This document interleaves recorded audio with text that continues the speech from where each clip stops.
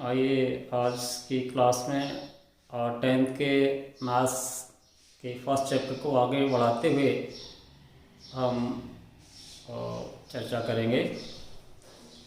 आज के टॉपिक में हमारा है अपरिमेय संख्याओं का पुनर्भ्रमण अर्थात रिविजिटिंग ऑफ इरेशनल नंबर। हम पूर्व में भी इरेशनल नंबर की चर्चा कर चुके हैं। हम इसको थोड़ा और विषय को आगे बढ़ाने का यहाँ पर प्रयास करेंगे। शॉर्ट में आप जानते हैं कि अपरिमेय संख्याएं वे संख्याएं होती हैं जिन्हें P/Q के रूप में नहीं लिख सकते, और भी हमने देखा था कि वे संख्याएं जिनको हम रूट P, जहां P अगर हमारा कोई प्राइम नंबर, अगर कोई अभाज्य संख्या है और रूट के अंदर लिखी हुई है, इस तरह की सारी संख्याएं हमारी अपरिमेय संख्याएं या इरेशनल नंबर होती हैं। इससे संबंधित और भी हम इनके बारे में क्वेश्चन सॉल्व करेंगे। इससे पूर्व हम एक थ्योरम है, बड़ी महत्वपूर्ण प्रमेय है, इसको भी हम समझते हैं, सीखते हैं और फिर इसका प्रयोग आगे के प्रश्नों में किया जाएगा। तो ये प्रमेय है, यदि अभाज्य संख्या P A² को विभाजित करती है तो P A को भी विभाजित करेगी, जहां A एक धनात्मक संख्या है। बहुत ही महत्वपूर्ण ये थ्योरम है। आइए इसको समझते हैं। हालांकि इसको प्रूफ करने के लिए नहीं आता, लेकिन फिर भी यहाँ थोड़ा सा इसको समझते हैं, इसका प्रूफ देखते हैं, क्योंकि और आपको समझने में से मदद मिलेगी। आइए इसका प्रूफ करते हैं। प्रूफ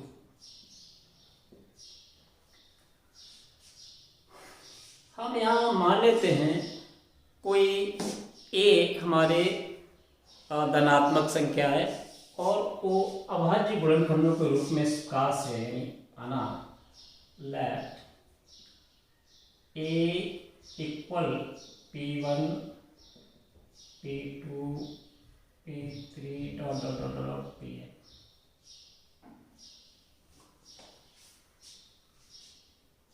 इसमें A हमने पहले से ही कहा है कि कोई धनात्मक संख्या है और P1 P2 P3 dot dot dot ये हमारी अभाज्य संख्याएं हैं। तो लिख सकते हैं P1 P2 P3 dot dot dot dot Pn primes.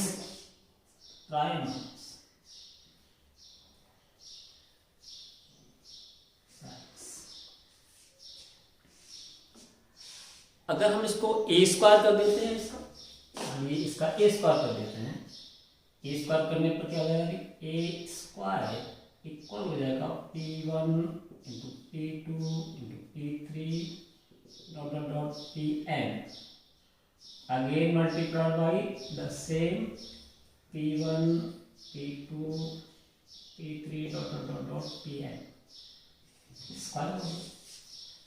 इसको और एक दूसरे फॉर्मेट में लिख लेते हैं, लिख सकते हैं P1 into P1 into P2 into P2 into P3 into P3 dot dot dot Pn into Pn। इस तरह से भी लिख सकते हैं। अब हमें यहाँ पर दिया हुआ है कि P A² को विभाजित करती है, यानी P जो है हमारा P A² को विभाजित करती है। यहाँ हम लिख सकते हैं, यहाँ P कोई अभाज्य संख्या P A² को विभाजित सकती है। अब देखिए इसमें कि ये स्क्वायर को ज्ञात कीजिए, इसका मतलब हुआ कि पी इसमें से ही कोई अभाज्य संख्या होगी, P1 इसमें से या P2 P3 एक तरह विभाजित करेंगे, यानी P जो संख्या है वो हमारी इसमें से ही कोई अभाज्य संख्या होगी, तभी तो वो इस स्क्वायर को विभाजित करेगी, है ना। तो P1 P2 P3 में से ही कोई होगी, अर्थात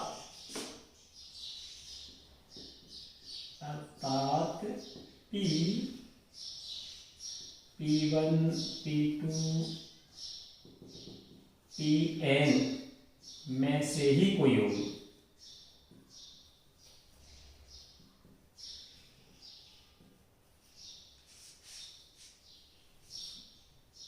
कोई एक अभाज्य संख्या होगी। अब ये जो कि ये P1 P2 P3 ये इसमें भी शामिल है। मान लीजिए कोई संख्या P2 है, सपोज करिए P2 है, वो इसमें भी है, वो इसमें भी है, या और कोई भी हो सकती है, यानी अर्थात ये P1 P2 Pn में से ही कोई होगी, है ना। अब ये इसका मतलब ए में भी नहीं होगी। अगर ये ए स्क्वायर में है, जो कि ये ए में भी शामिल है, जो कि इसको हम क्या कर देंगे, जो कि ए में शामिल, ए में भी शामिल है या कॉमन है, में भी शामिल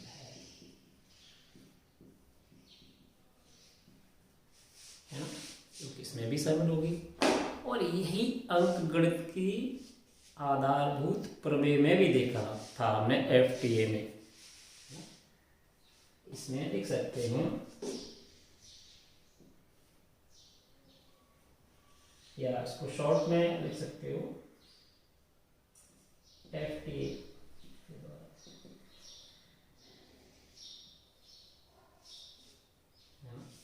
क्योंकि उसमें यही था कि FTA के अंतर्गत थे जो हमारे थे, उसमें केवल और केवल वही अभाज्य संख्याएं हो सकती हैं, वो अद्वितीय होती हैं, यानी इसका स्क्वायर हो जाएगा, लेकिन हमारी जो अभाज्य संख्याएं वो नहीं बदल सकती।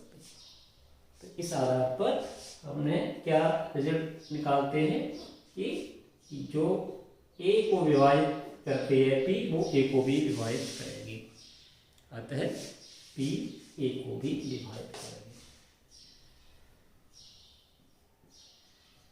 P A को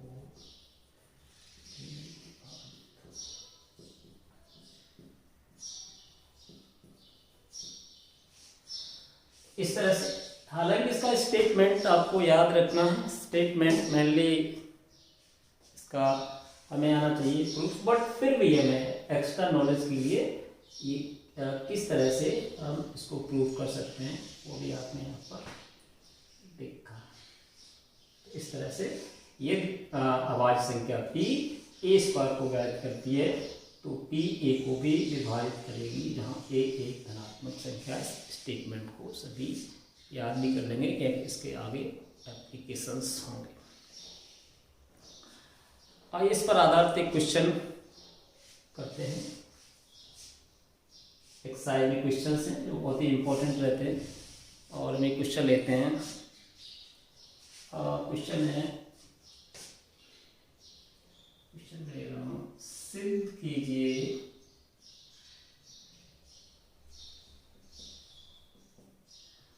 √2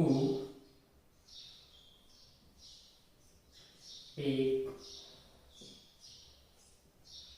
अपरिमेय संख्या। इस तरह के क्वेश्चन आते हैं, √2, √3, √5 और भी इस तरह के क्वेश्चंस होंगे, बट यहाँ एक क्वेश्चन रहते हैं। इस तरह के क्वेश्चंस एक कॉन्ट्राडिक्शन मेथड है, उसके द्वारा हम इसको प्रूव करेंगे कि सीधे सीधे स्ट्रेट फॉरवर्ड इस तरह के क्वेश्चंस को प्रूव करने का कोई मेथड नहीं है। एक कॉन्ट्राडिक्शन मेथड इसमें यहाँ पर हम सीखेंगे और उसके द्वारा इसको प्रूव करेंगे। तो देखिए इसमें हम करेंगे, इसको मान लेते हैं, माना √2 एक अपरिमेय में होकर के परिमेय संख्या है। माना √2 एक परिमेय संख्या है। अब परिमेय संख्या है तो इसको हम P/Q के फॉर्म में इसको लिख सकते हैं। तो यहाँ मान लेते हैं A/B इक्वल क्या हो जाएगा, √2 आता है, कर सकते हैं, A/B इक्वल √2, जहाँ A B को प्राइम्स, ABR को प्राइम्स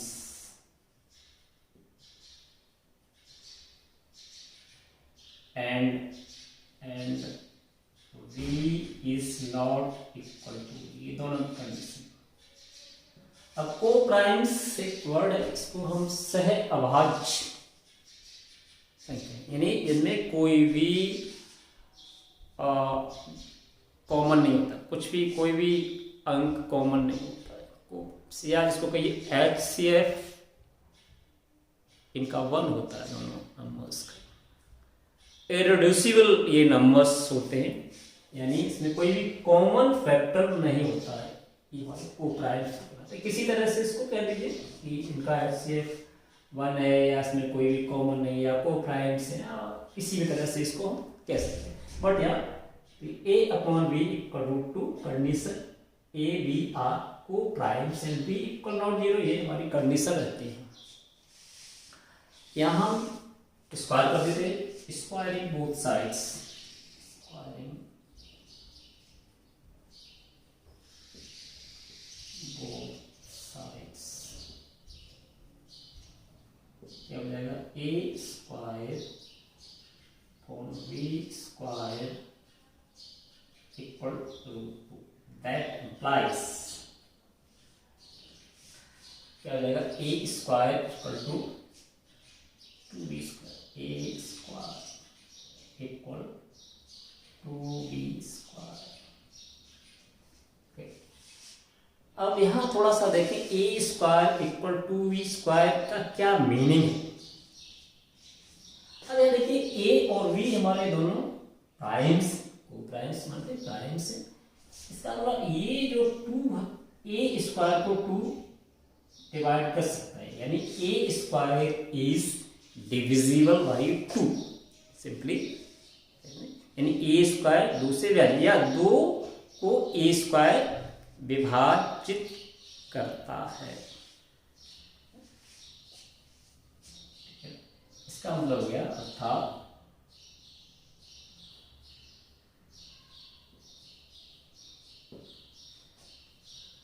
क्योंकि A² को 2 B² के इक्वल है, इसका मतलब क्या है, 2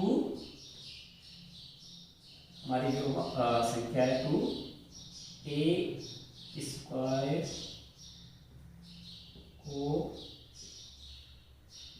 विभाजित करती है।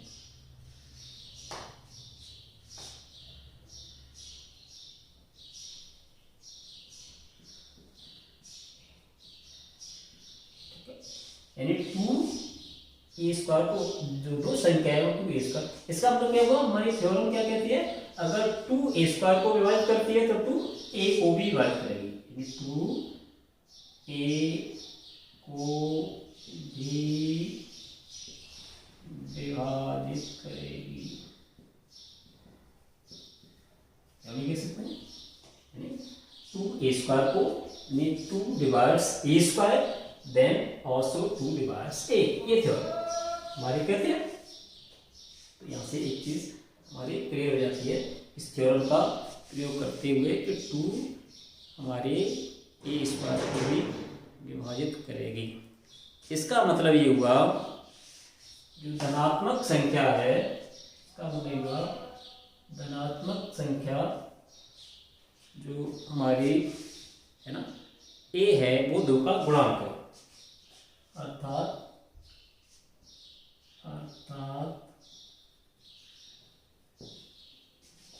ए 2 का गुणांक मल्टीपल।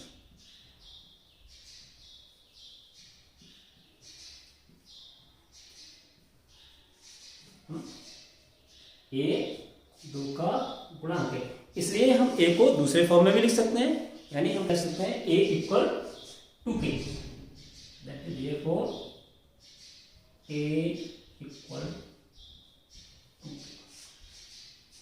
ये लिख सकते हैं ये ए 2 का गुणांक है, तो इसको हम इसमें रिप्लेस कर देंगे, ए को ए का मान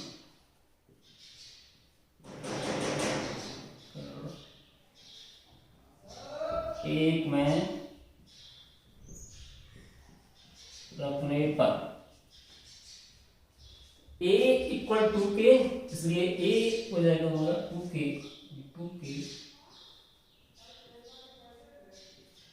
का होल स्क्वायर इक्वल हो जाएगा b square, that implies 4k square equal to 2b square. Simply यहाँ से 2 से 2 हट जाएगा और यहाँ से मिला जाएगा 2k square equal to 2k square equal b square. यहाँ से एक चीज इंटरेस्टिंग, अब यहाँ हम क्या देख रहे हैं कि ये जो k स्क्वायर ये भी हमारी एक पॉजिटिव नंबर है और ये b स्क्वायर क्या है 2 से डिविजिबल है, यानी 2 b को विभाजित करता है, अर्थात दैट इम्प्लाइज 2 b स्क्वायर को विभाजित करती है, नहीं जो 2 संख्या है वो b स्क्वायर को विभाजित करती है, फिर वही ध्यान, यानी जो 2 b स्क्वायर को विभाजित करती है दैट मीन्स 2b को भी विभाजित करेगी। इसका मतलब क्या हुआ, इसका मतलब यह कि b 2 का एक मल्टीपल है, यहां से अर्थात b 2 का गुणांक मल्टीपल। इसका मतलब क्या होगा, यहां से हमने b 2 का गुणांक है और a भी 2 का गुणांक है, यानी a और b दोनों ही 2 के मल्टीपल हैं, यानी एटलीस्ट कम से कम 2 दोनों में कॉमन है, 2 एक ऐसी संख्या जो दोनों में कॉमन है, यहां से हमें ये चीज मिल जाती है, अर्थात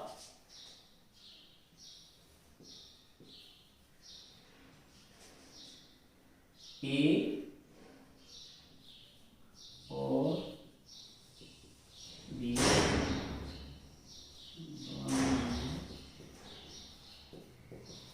कम से कम 2 कॉमन, 2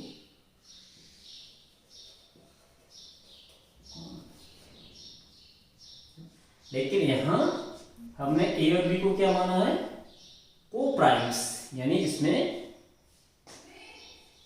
कॉमन है, कोई भी अंक कॉमन नहीं, तो ये यहां से अगर हम इसकी कंपैरिजन करते हैं तो ये हमारे जो एजम्पशंस हैं वो गलत प्राप्त होते हैं, परंतु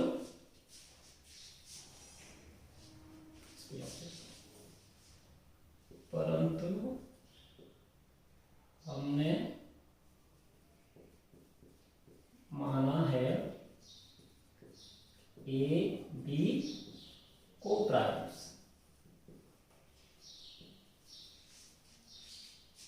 अर्थात हमारी एजम्पशन गलत साबित होती है, अर्थात हमारी एजम्पशन गलत, हमने गलत एज्यूम कर लिया था ना। एक कॉन्ट्राडिक्शन, एक विरोधाभास है, जहां एक विरोधाभास, अर्थात एक विरोधाभास, कॉन्ट्राडिक्शन। और ये कॉन्ट्राडिक्शन क्यों आया कि हमने रूट 2 को गलत मान लिया था, इसको परिमेय संख्या में, और ये जो विरोधाभास क्यों आया है कि हमने रूट 2 को एक परिमेय संख्या मान लिया था। यह है, इसको लिख सकते हैं, यह है विरोधाभास इसलिए है कि हमने रूट 2 को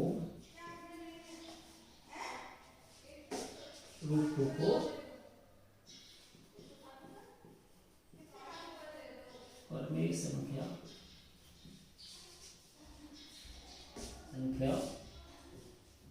माना है। अतः रूट 2 परिमेय होकर के रूट 2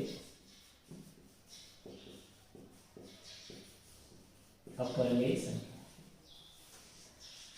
इस तरह से कॉन्ट्राडिक्शन मेथड से हम इस तरह के क्वेश्चंस को सॉल्व कर पाते हैं।